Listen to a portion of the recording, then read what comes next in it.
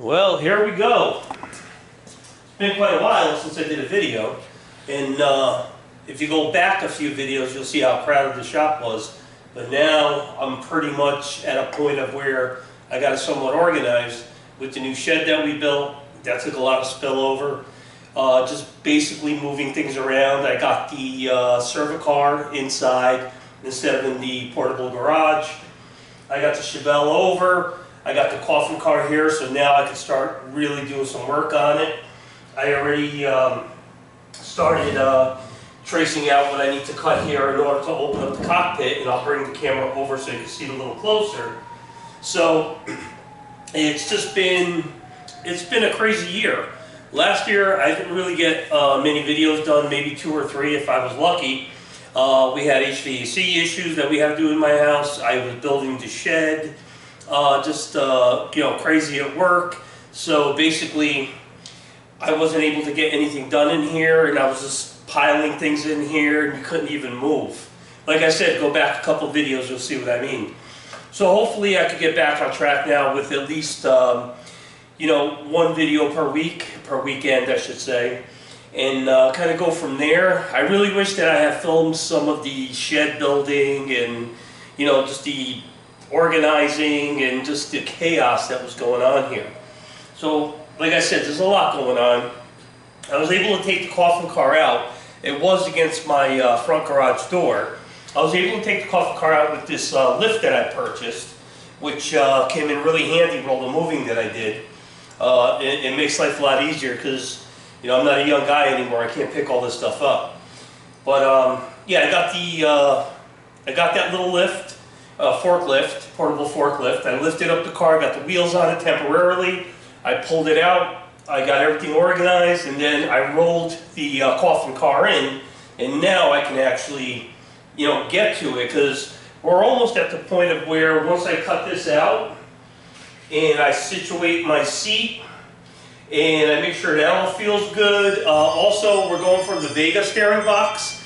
I made the decision to go with the Corvair reverse box, and we'll have a steering arm coming out on the side of the vehicle like the original coffin car. The exhaust is going to be the next challenge. I'm mocking that up and getting it to work. And we still have a mess in the back here, which I'm going to slowly attack today. And a lot of stuff is going to start going into the shed. And surprisingly, that 12 by 16 shed took a lot of the spillover. Some of it went into the machine shop, like my benders went into the machine shop. But for the most part, that 12 by 16 shed was a good amount of room.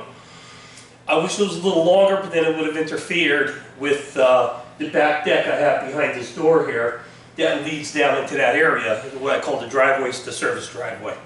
So a lot of the stuff that, I don't think you can see it on camera, but from these over, there's like 3 or 4 things. The only thing that's going to stay in here is the engine for the coffin car. The balancer is going to go into the shed. And eventually, I got to get the tire machine out of the machine shop and get that into the shed. But we got to do a sidewalk first, otherwise it's next to impossible to travel. Or I could come in through this shop, go through the back door, and then just make a small ramp that will ramp me right down to the front door of the shed. So we could do that. So basically, we're just getting back up and running. It's been, like I said, a crazy year. Winter was a killer. I mean, it was relentless. Snow, ice, super cold weather, just craziness. And that kind of like, even though this is a beautifully heated space, there was no room to work. And I couldn't pull stuff out because we had 3-4 feet of snow out there. And I also invested in the dragster, which arrived in the middle of a snowstorm when that was a whole other ordeal. So we're going to be bringing that in here. I have an additional lift that we're going to put the Chevelle up top or the dragster up top. I'm not sure yet. Chevelle needs a few things to finish up. I know it looks like, I don't know if you can see it on camera. Yeah, kind of, you can. But on the front, I have the moving blanket on top, and I just have a few parts that belong to it, soft parts, nothing heavy that would damage it. I have some stuff sitting on top of it. And I got to just rifle through all these things and basically get to the point of where I can work again. Right now, I could work on here. It wouldn't be much of a struggle, but I do want to make nice, clean room so I can get the camera moved in different areas as I do stuff. Maybe, again, I'm the only guy running the camera and, you know, talking and everything else. I'm the only person here. So it gets a little hard with trying to show you how I'm working on something, or I'm going to try by just positioning the camera certain ways and see if I can, you know, kind of record how I cut this out and how I got to the point of where I'm at, and kind of go from there. And you know, you'll join with the successes and you'll join with the mistakes, because there's always mistakes and stuff like this. Nothing, you know, you just can't help it. It just happens. So a couple upcoming things is definitely going to continue on the coffin car. Need to find a little time to finish up the headliner, and I'm going to put the vinyl top back on the Chevelle. And I got a little painting to do to it. As I said in some previous videos, the car was in storage, but how it got scratched up with nobody going into that storage area, I have no idea. So it is what it is. I'm going to have to do some touch up. I don't really want to paint the car. I don't have the time for it. You know, eventually maybe I will, but for now I'm just going to, you know, just fix whatever scratch or whatever is there, and you know, just live with it like that for now. And coffin car will continue on. We're almost at the point of where we can just tear it apart, so I can do all the final welding, final fitting, and start actually building the car. And hopefully by the end of summer, hopefully before, we can have this thing, you know, basically driving around out in the front of my cul-de-sac. What else? I told you about the dragster, so that'll be coming in here. It's a 225-inch CNF chassis. It's a full roller. It basically really just needs an engine and a tranny. And the rear is in it. You know, it's a strange top loader, so you know, the rolling chassis is perfect. The gentleman that I bought it from actually went through the whole car. So, I mean, I'm going to go through it again, but he was very knowledgeable, so I trust what he did. But I'm going to just go through it anyway, because I know there's a few things I want to take apart and either powder coat or paint. And those are some of the other adventures that we're going to try to get into this year. I have a whole powder coat system from Eastwood, and I do want to try that out. I don't have an oven, so maybe we'll build one. Because some of the parts that I want to do are like Harley Davidson frames, because I do have a bike shop behind this shop, and I have several projects in there. I have one project on the bench now, and here, let me show you what I got. Let's just kind of turn the camera, and there's the bench temporarily set right now. There goes the camera falling over. So make sure we're still on the screen. We are. So basically, what I did, let's see if I can pick this up here. So basically, another project is we're going to build a poor man's XR1000, being that they're next to impossible to find, and when you do find them, they're big money. If you're not familiar with the XR1000, look it up. Really cool bike, really cool Harley. I believe they were produced, the dual carbons I think were produced 84, 85, possibly in 83 also. But so we're going to build a poor man's XR. So I got an SNS manifold, and it's a manifold that would normally take what they call a two-throat carb, SNS carb. So I made a template. Probably a little hard to see on camera.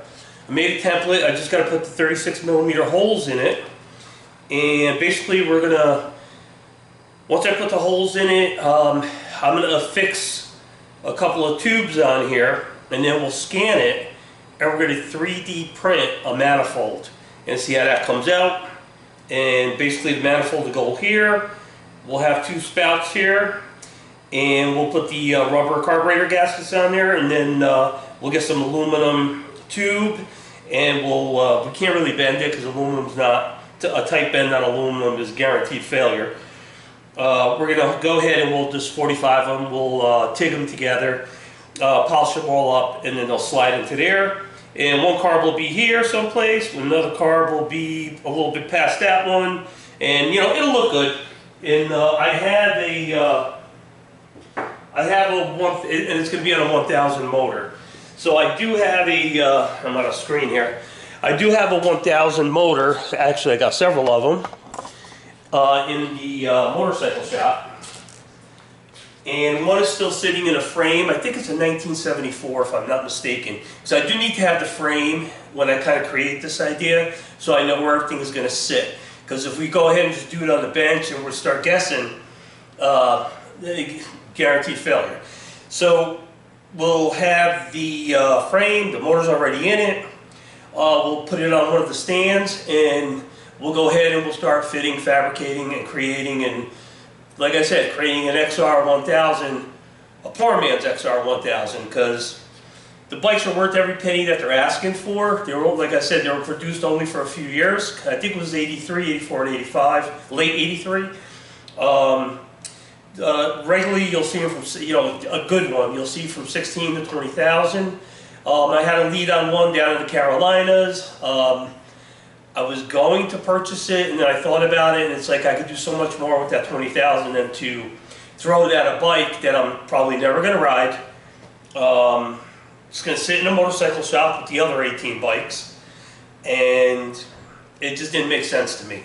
So I thought it'd be a fun project to try to create my own. I don't like the two-throw card because it sticks right out by, when you're sitting on the bike, it's like right there, it's an annoyance. I think being that we'll be able to swoop the manifold or the pipes the way I build it to the manifold, it won't be uncomfortable to ride. So hopefully we'll get to that project too. So we're going to be bouncing around a little bit this year. But coffin car, definitely. I got a 54 Chevy 3800 sitting on the flatbed. It really needs to get off that flatbed. So my goal, again, within the next month is to get that off the flatbed, get the cab off it, possibly pull the engine, or I'm not sure if I'm going to use the frame or not. I haven't decided yet what I'm going to do with that. But again, I don't know what I'm going to do with that yet. But you know, at least we'll get it apart and we'll be able to store parts in different areas so it's not a mess out there, which I did clean the driveway up quite a bit. So it doesn't look like a disaster anymore. And what else do we have? I have a 27 Phaeton, which we're going to build that also. That's going to be later though, maybe not even this year, maybe next year. I got the 34 Ford that I'm really anxious to get in here and start mocking that up for the Corvette C3 rear. And the front end is still going to be Mustang 2, but then again, we'll see. Maybe we'll change that, maybe not, because that's going to be a project, because the membrane, the cross member, I was going to say membrane, the cross member is already welded in and fabricated in the front. It's all situated, it's perfect, so I don't think I'm going to cut into it. I think we're just going to stick with the Mustang 2 front end and the Mustang 2 manual steering and call it a day on that. So again, we just got to get these projects to fit in here as we're doing them. So a lot of this stuff has to get out of here. I could open up a lot of room to my left. I could open up a lot of room to my right. The three-wheeler here, the Cervicar, can actually sit in front of the Chevelle for now, so I can open up this area for work. And you know, we're still going to have to move some stuff out of our way as we work, but not as much as the garbage that we had before. So I just came out today just as a quick update, and you know, if I do anything today, which I think I may do some stuff, maybe I'll just take some video and include it in next week's. And that's about it. I'm just happy to kind of be back. Hopefully you guys are going to watch, get a like and subscribe, and I guess that's about it. So you guys have a great weekend, because they go quick, and we'll see you next week. Thank you.